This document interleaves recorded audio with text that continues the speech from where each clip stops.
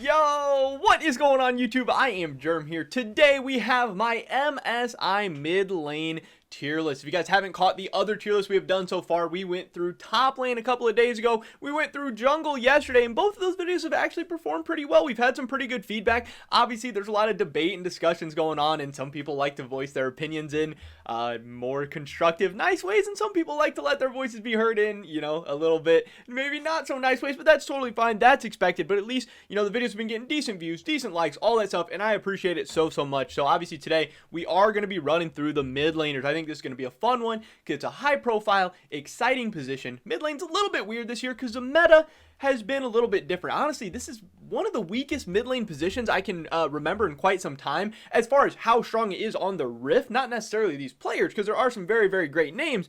But this list should still be fun. It should still be exciting. There is still some really cool guys on the list, and I'll be giving my thoughts and opinions on all 11 of the starting mid laners we are going to be seeing at MSI, and that should be fun. With that being said, before we get into this, make sure you guys, if you have not already, drop a like on this video. Again, I definitely appreciate the support, feedback, everything we've gotten on the last couple. If we could keep that going, getting through these last few, that would be absolutely awesome. I'd appreciate it so much. Also, subscribe to stay up to date on all my latest content so you guys can see the other tier lists, all the news stories we're posting about the offseason, everything like that, all the MSI videos we're going to have, and then, going into the summer split and all that stuff and everything that's next. I would appreciate that so much. With that being said, let's get right into this. So starting out, in the F tier, I like to work my way from the bottom to the top, kind of knock out some of the emerging regions, some of the players I'm not as hyped up, not as excited about.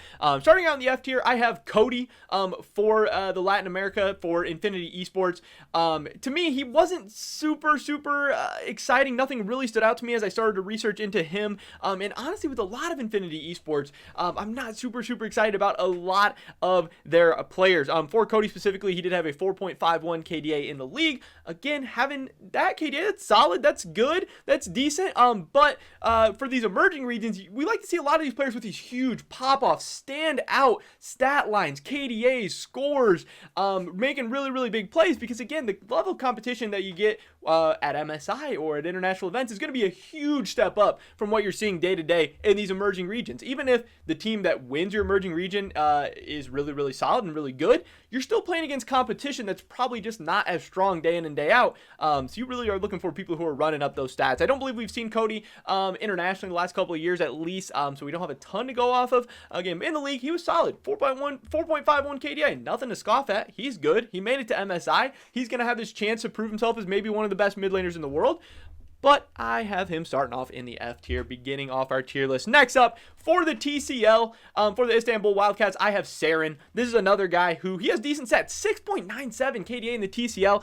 He's been looking good. A lot of the Istanbul Wildcats players have some crazy stat lines, have some crazy stats, are looking really clean coming into this. But honestly, what's ticking me off a little bit here, I just watched a recent interview with, or I watched parts of it. I saw some highlights between Tom Matheson, I believe is how you say his name, the interviewer guy for like the LEC, how he's been interviewing a lot of analysts and guys from all these different leagues, and the guy for the TCL was talking about how he really feels like the TCL overall was down this year in terms of strength, in terms of teams, and he doesn't really have high expectations for the Istanbul Wildcats or a lot of the TCL players coming into this tournament. So, I'm leaning towards the analyst, the expert a little bit here. Saren, nothing super standing out to me in terms of his gameplay. Again, I think the TCL has been a pretty decent region historically. I mean, their international results aren't crazy, but they've developed some good players. They've sent some guys out. They've had some performances here and there. They've pulled off some upsets.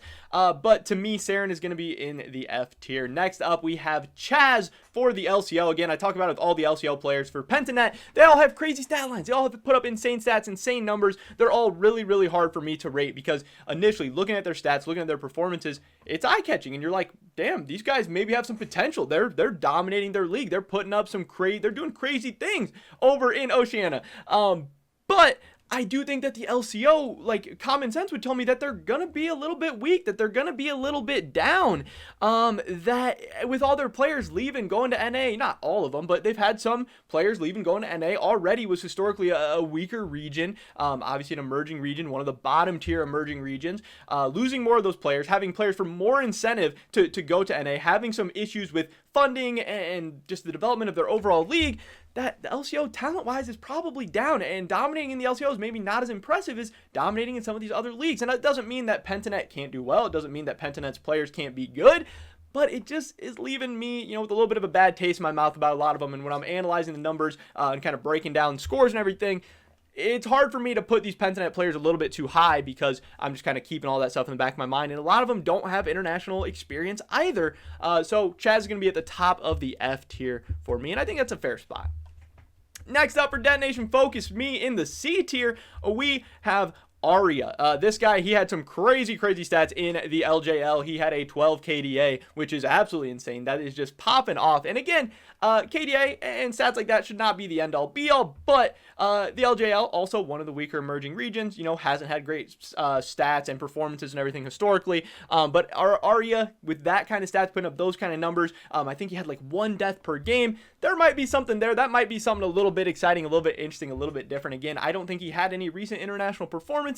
Not a lot of evidence and data and numbers and stuff to base off of outside of domestic leagues, which I think all those numbers and stats and everything are very unreliable and very meaningless ultimately in a lot of ways. But again, that number was at least huge, stand out to me in a bit of a way, and I think the LJL is maybe developing a little bit year over year, maybe has a chance to surprise some people, maybe Detonation Focus me can do a little bit better than people are expecting. I have Aria at the bottom of C tier, but again, if you wanted him in F tier, I probably wouldn't argue too much.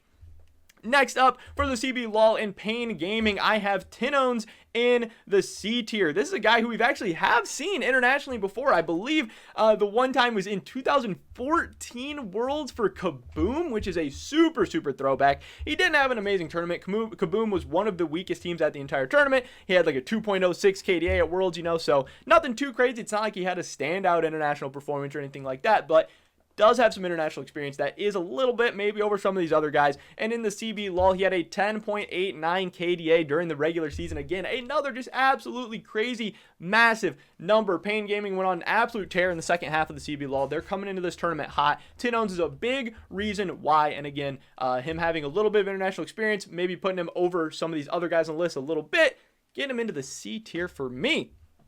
Next up, we have Nomans in the C tier for Unicorns of Love. Again, this is where I have a lot of the Unicorns of Love players, like the top of the C tier. I think the LCL is overall a decent region. Unicorns of Love, the last couple of years, has been pretty decent, both in the league and internationally. They've had some performances, they've had some good games, they've had some players do really well. Now, Nomans in the league, 5.09 KDA. Again, that's great, but it's not as standout. It's not as crazy as we see from maybe some of these other guys, but he does have prior international experience. Worlds 2020 with I think a 2.4 KDA.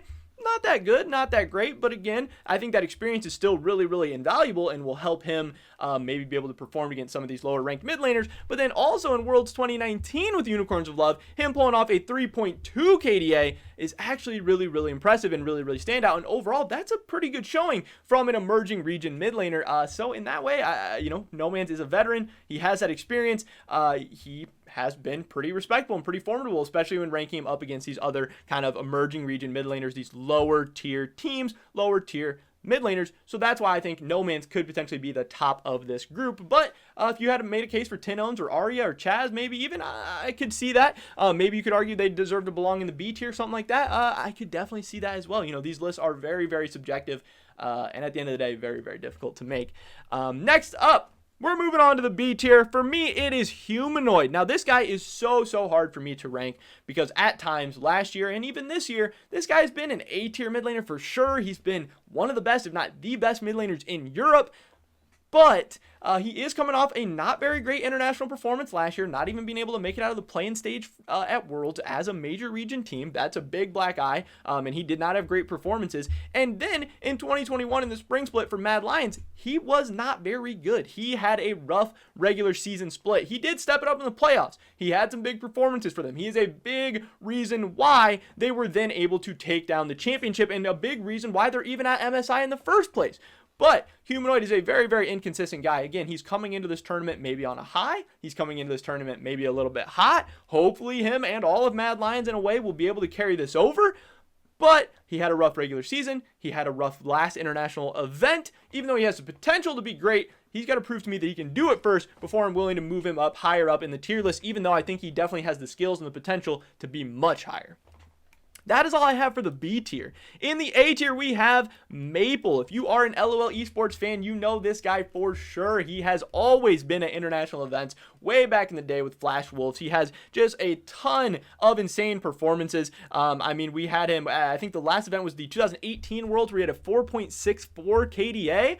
That's a really, really good tournament. Again, especially from, the Flash Wolves. They were a scary, dangerous team. They were a team that nobody wanted to face. They were always pulling off big upsets. And yes, that was a long time ago. Maybe Maple is not all that he used to be. Maybe he is maybe a shell of his former self, and maybe, PSG Talent is not Flash Wolves or what they used to be, or maybe the rest of the world and a ton of other players have just progressed, but Maple is still a force to be reckoned with in the PCS this year. He did have a 12.41 KDA. He's coming in hot. He's coming in playing well. There were some talks of him maybe having some health scares, health issues, something like that coming in the tournament. I'm not sure exactly how all that stuff got resolved. I do believe he is going to be playing. I do believe he's okay. Hopefully he'll be able to focus, and be well coming into this whole thing. We'll have to wait and see. But again, I think this guy, at least coming in this tournament, deserves a lot of respect for his historical performances and for his regular season and playoff performance for PSG Talent coming into this tournament. He's a guy you do not want to mess with, and PSG Talent is going to be a scary team, and a big reason of that could be the ability and veteran leadership and knowledge and experience of Maple in the mid lane. Next up, we're getting up into the S tier now. All of these guys, I am first going to talk about Crying for RNG. This guy, obviously, anyone who wins the LPL, you got to be an absolute beast. You need to have a team of 5 beasts. LPL, regular season with so many teams, playoffs with so many teams is such a gauntlet, and Crying has been really, really good the whole year. One thing that actually did stand out to me is that he actually had one of the smallest pools as far as champions played during the LPL in the regular season. I think he had like 9 unique champions played, and that was towards the bottom in the league. So I don't know if that's necessarily champion pool issues. I'm not going as far as to say anything like that, but he hasn't had to pull out as many different picks. RNG has not needed to play as many different styles. Maybe that's going to come back and bite them. I mean, we're in the S tier now. We're absolutely nitpicking. He is a very, very talented player. He's very scary coming into this tournament, and I think Crying's going to be absolutely monstrous. Next up in the S tier, I do have Perkz, and I don't know if people are going to be surprised by this or mad by this or not, but I think Perkz is an absolute monster, and he didn't have the absolute crazy year that maybe people thought he was going to have in North America. Again, I attribute that somewhat to the mid lane meta and just how we've seen mid lane overall be kind of in one of the weaker states it's been in recent memory. I equate it somewhat to him moving halfway across the world, getting used to North America, getting used to new teammates, getting used to mid lane. This guy's played mid lane 1 split out of the last 4, I believe, for G2. But I also think that Perkz has a knack for always rising to the occasion, stepping up in big games, big tournaments, big time moments, and also playing to the level of his competitions. Like G2, they would get upset sometimes. They would get knocked off by teams they had no business, but then when it came time to play against the great teams, they didn't always win, but they were usually putting on pretty good performances. And I think Perkz, now especially that he's in the mid lane, he's a little bit happier, a little bit more comfortable, and also has something to prove. Being on North America, being on Cloud9, he's at this tournament, G2's at home.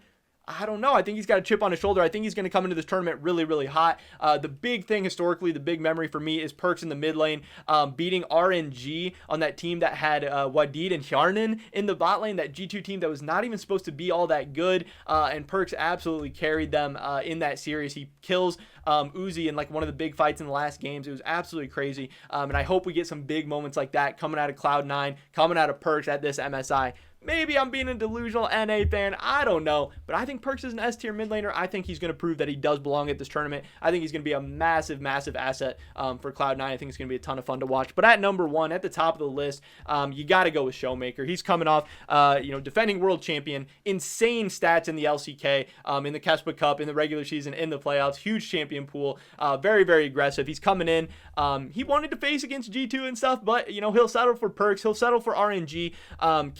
Damwon has something to prove. People are kind of saying that this version of Damwon Gaming Kia is maybe not as good as the one last year, maybe not as good as the one last split. And I'm sure that, these guys are hearing these things. They want to come in. They want to have an insane performance. They want to pop off. And I do expect Showmaker to be the best mid laner at this tournament. One of the best mid laners, if not the best mid laner in the world. A ton of fun to watch. Very, very exciting. playing, and he's a guy that fans definitely know very, very well from the last couple of years, and I expect this tournament to be no different. But there it is, ladies and gentlemen, my MSI mid lane tier list. Definitely drop a like if you did enjoy this video. I would appreciate it so much. It does really help me out the YouTube algorithm. Leave a comment down below. What do you think I got right? What do you think I got wrong? What does your tier list look like? I'd love to hear your guys' thoughts and opinions on anything I talked about in today's video. Subscribe to stay up to date on all my latest content. Hopefully I catch you guys in the next one. But until then, peace!